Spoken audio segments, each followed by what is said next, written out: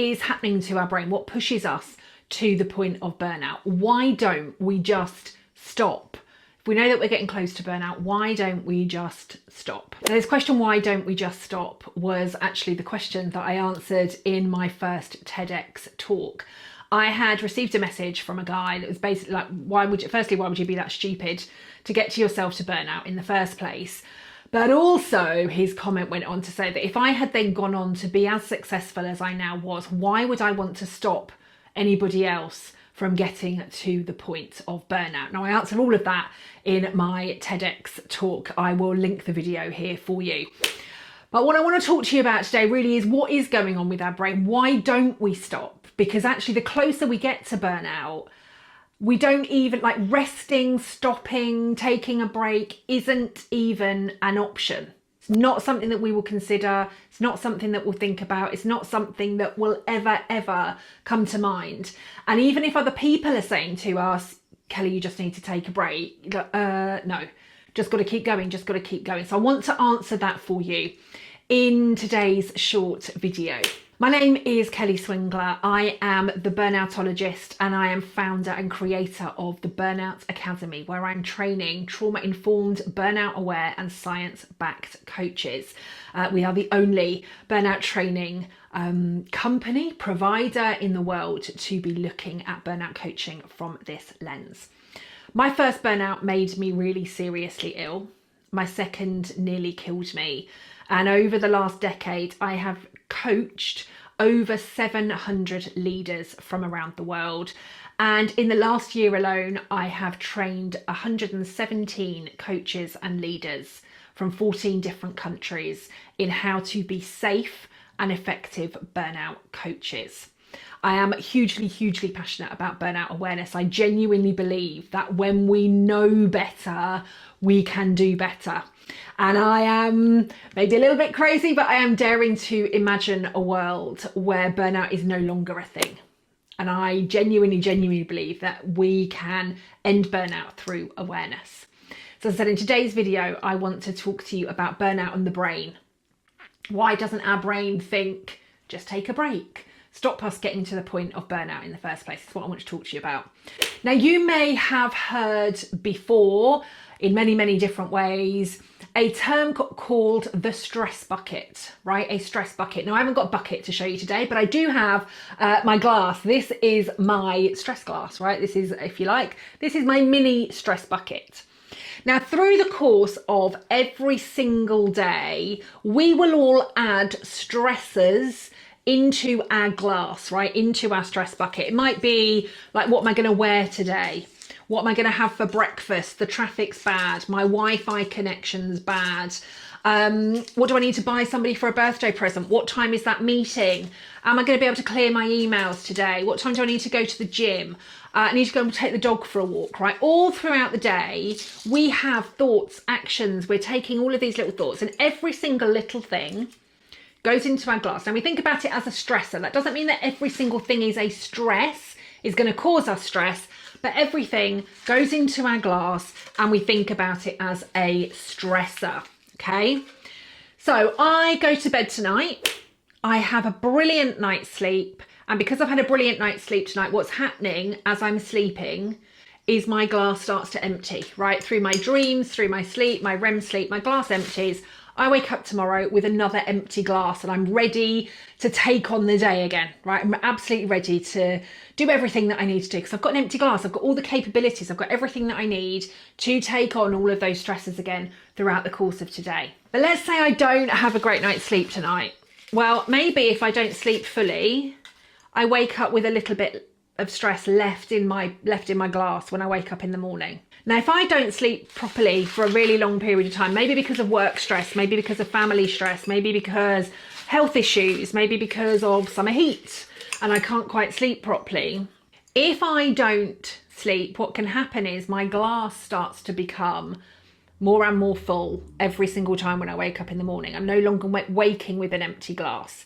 Now, but we have the same capacity. I can't make a bigger glass. I can really only manage the stuff that I have in my glass, but it's through our sleep that our glass empties. But we could have, maybe there is a traumatic event, maybe there is a really upsetting event, and it almost like creates a little bit of a shelf in our glass. So actually, regardless of how much we sleep, how much self-care we have, how much well-being stuff we do, until we deal with or heal from the trauma, the event, the thing that has created this little wedge for us, we're always going to have a limited capacity then of the additional things that we can take on. Right, so I want you to, that's the kind of context that I want us to start thinking about. How full or empty is your glass? And actually, when we think of burnout, our glass starts to overflow. That's not all I want to think to you about, because I want to. We said this was burnout and the brain, and all I've talked to you about is the glass, right? This is the brain. This is the brain. This is your brain, okay? So at the top of this brain, we have our intellectual brain, right? Our intellectual brain. I'm not gonna be able to get this right for the camera, I don't think, but we have our intellectual brain. Now, the intellectual brain is where we come up with all of our answers, right? It's the positive part of our brain. It's the creative part. It's the part that keeps us happy, healthy, high performing, right? This is at the top of this bit here, the intellectual brain. Underneath the intellectual brain, we have the primitive brain. And the primitive brain is where we have our hypothalamus, we have our hippocampus, and we have our amygdala. Now, you might have heard the amygdala referred to as fight, flight, freeze response. The hypothalamus is where we create all of our chemicals. Think of all of our stress chemicals. That's where we create all of those in the hypothalamus. And our hippocampus, think about that as your inbuilt kind of hard drive, right? Your inbuilt storage system. Might even be maybe, maybe if you're not fully on tech yet, right? It's one of these really old filing cabinets, those big metal filing cabinets that we used to have in schools and offices and hospitals everywhere, right? It's all of those. And those patterns and behaviors are literally every single pattern and behavior that we've ever created gets stored inside our hippocampus, okay? Now, in the primitive brain, I want you to think like primitive lizard brain, right? It's negative. It's not able to innovate. It's not able to be creative. It's literally thinking survival, right? Do I want to eat? Do I want to mate? Do I need shade? Do I need to keep myself safe? That's what I want us to think about in terms of primitive brain, right? We cannot be creative. We cannot be innovative. Now, when we have an empty glass, right? When our glass is empty, we spend most of our time in the intellectual brain, where we are happy, we are healthy, we are positive, we can be creative, innovative, we come up with all of the answers and all of the solutions that we need. When our glass is full, though, we stay too much time in the primitive part of our brain. We're in the primitive part of our brain when our glass is full. And when I say primitive, I like genuinely want us to think primitive, right? Well, one caveman, cavewoman. We are in our caves. We're going out for survival. We're literally going out on the hunt, right? You and I going hunting together because we've got to feed and clothe and keep everybody else in our village safe. We pack all our stuff up and we go out on the hunt. And we come across, through the long grass, we can see wild animals in the distance. We get ourselves ready. We start thinking, right, what's our best tactics? What are we going to do? And of course, our fight and survival mode comes into, because actually we've got to be even more careful now, right? If the wild animals can see us, if we can see the wild animals, maybe they can also see us. If we can see the wild animals, they can also see us. Now, we've come out to hunt them, not to be hunted. So our brain and our body, all of our physiology, our neurobiology, our neurology, everything within our brains and our bodies then becomes hardwired to keep us safe, because we've got to be the kill, right? We need to be the ones we need to be the hunters. That took me a little while to get out, didn't it? But we need to be the hunters. We've got to do the hunt and then go back safely to our village. So at that point, when our body is primed, our brain and our body, all of the signals, all of the chemicals, all of our muscles primed and ready to do what they need to do, at no point does our brain say, Kelly, now would be a really, really good time to sit back, chill, enjoy a little bit of sun. Let's crack open the water bottle. Let's open up our lunch, right? Let's just do a bit of sunbathing. There's no part of our brain that would do that, because every single part of us is telling us we need to stay safe, right? That we need to stay alive, that this is danger. And when we have a full to overflowing bucket, that same chemistry, that same physical response, neurophysiological response, neurobiological response, the impact of our body and our brain with all of our muscles primed, our heartbeat racing faster, everything that's going on within our brain is telling us that we need to stay alive. Now, we're not out hunting for our dinner, right? We're not having to kill anything and take it back to the village. But our brain and our body don't know that.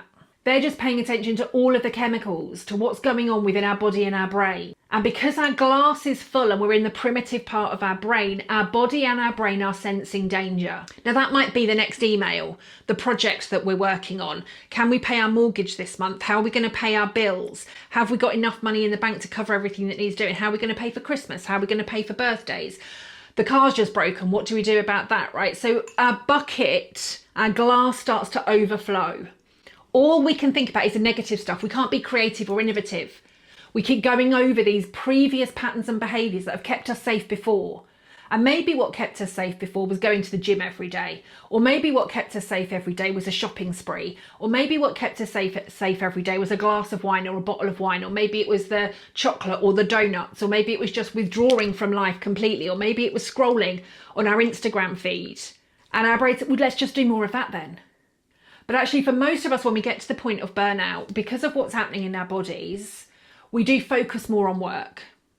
Now, burnout doesn't just have to be work related, but the biggest cause of burnout still currently is the workplace. So what we do is we'll just keep going, because I need to be safe. I need to feel safe. And I need to feel safe at work by continuing to work, by continuing to go, by continuing to keep on moving, keep on pushing. And somebody says to her, Kelly, you just need to take a break. It's not even an option, because the brain and the body sense the danger of the project, or the fact that I won't get paid if I don't continue this thing, or the fact that I've just got to keep on going. And so I keep on going. Rest isn't an option. Slowing down isn't an option. It's not even a thought that I can have, because the primitive brain isn't thinking that I need to rest. The primitive brain is thinking that I need to survive. And every single signal in my body and brain is saying that I am in danger, because my glass is overflowing. And the only way to keep me safe is to keep moving, to stay alert and to keep going. This is what's happening to our brains. This is why we don't stop. Now, we might get to the point of burnout. And if you have got to the point of burnout, you think, why didn't I just stop? This is why. Now, of course, the brain and the body aren't getting it right at this point. We do need to rest. We do need to stop. We do need to slow down. So we almost like need to bypass the brain in order for us to make the right decisions. But we can only do that as we start to empty our glass, because if we keep our glass full, we stay in that primitive part of the brain. This is why I'm so passionate about awareness and prevention, because if we can keep our glass empty, or at least keep, even half full, then we stay in the intellectual part of our brain. And when we're in the intellectual part of our brain, we are happy, healthy, creative, high-performing humans. We make the best decisions. When we're in the primitive brain, we are negative. We will keep repeating the same stuff over and over and over again. Now, I genuinely believe this is what we're seeing in a lot of workplaces at the moment. I think this is why leaders are thinking that we need to all go back to what we were doing pre-pandemic, and that's going to be the solution. And I genuinely believe it's because so many of us are living and operating from these full glasses. And it's this that's creating the toxicity within our workplaces. So that's burnout in the brain. The more you can do to keep your glass empty, the more you can prevent burnout. The more you will stay in the intellectual part of your brain and avoid going into that primitive state where you just end up in that fight, flight, freeze mode. I'm going to leave it there for today. I hope you found that video helpful. If you've enjoyed today, please do hit subscribe. I've got many more videos already on my channel and many, many more planned and ready to come. If you want some burnout resources, podcasts, blogs, freebies, free downloads, if you want to find out more about the Burnout Academy, please do head to my website, kellyswingler.com. You will find everything that you need to know there.